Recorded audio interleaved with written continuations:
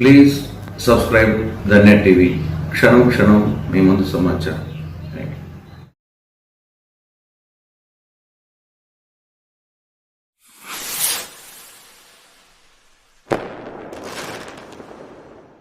Media మిత్రులకు నమస్కారం.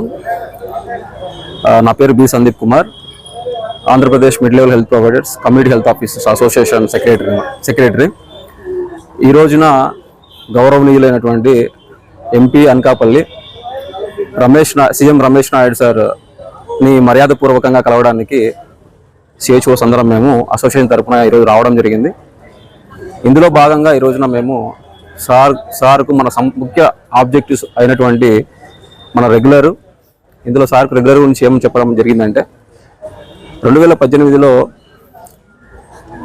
మోడీ గారు ప్రవేశపెట్టిన 2017లో మోడీ గారు ప్రవేశపెట్టిన health and wellness centre concept, తర్వాత మన గౌరవ చంద్రబాబు నాయుడు గారు 2018లో దాన్ని అడాప్ట్ చేసుకొని ఆంధ్రప్రదేశ్లో తీసుకురావడం జరిగింది.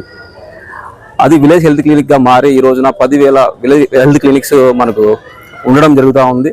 ఇందులో 10,000 కమ్యూనిటీ హెల్త్ ఆఫీసర్స్ పనిచేస్తూ ఉందని చెప్పడం జరిగింది సార్కి. ఇందులో భాగంగా సార్కు రెగ్యులర్ విషయం ఏం చెప్పామంటే, health and wellness center guidelines ఏదైతే సిపిఎస్సి గైడ్లైన్స్ ప్రకారము 6 సంవత్సరాలు దాటిన తర్వాత వారిని రెగ్యులర్ చేయాలని ఉంది. సో దాన్ని మీరు దయ ఉంచి ఈరోజున మా సర్వీసెస్ని గుర్తించి గైడ్లైన్స్ను ముందుకు తీసుకోవాలని, తద్వారా 6 ఏళ్ళు ఎవరైతే కంప్లీట్ చేసుకున్నారో కమ్యూనిటీ హెల్త్ ఆఫీసర్స్ వాళ్ళందరినీ రెగ్యులర్ చేయాలని సార్ మేము విన్నవించడం జరిగింది.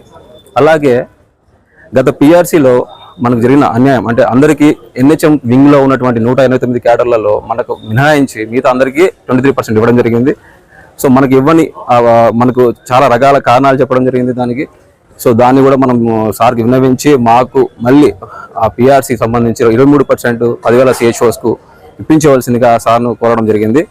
అలానే ఇన్సెంటివ్ పార్ట్ మనకు ఏదైతే ఇబ్బంది 2023 జూలై నుంచి మనకి ఇబ్బంది పెడతా ఉన్నారో, ఒక ఈసనిక కాల్స్ ఒక ఇండికేటర్ను పరిగణలో తీసుకొని కేవలం దాన్ని చూసే మేము ఇన్సెంటివ్స్ ఇస్తామని 2023 జూలై నుంచి డిసెంబర్ వరకు 1,000 మందికి ఇన్సెంటివ్స్ ఇవ్వకపోవడము, మరీ ముఖ్యంగా నవంబర్లో అయితే 5,200 మందికి జీరో ఇన్సెంటివ్స్ గురించి, తర్వాత డిసెంబర్లో జరిగే రాబోయే ఇన్సెంటివ్స్ 5,000 మందికి జీరో ఇన్సెంటివ్స్ వేయబోతున్నారు అనే విషయాన్ని గురించి సార్ వివరించడం జరిగింది.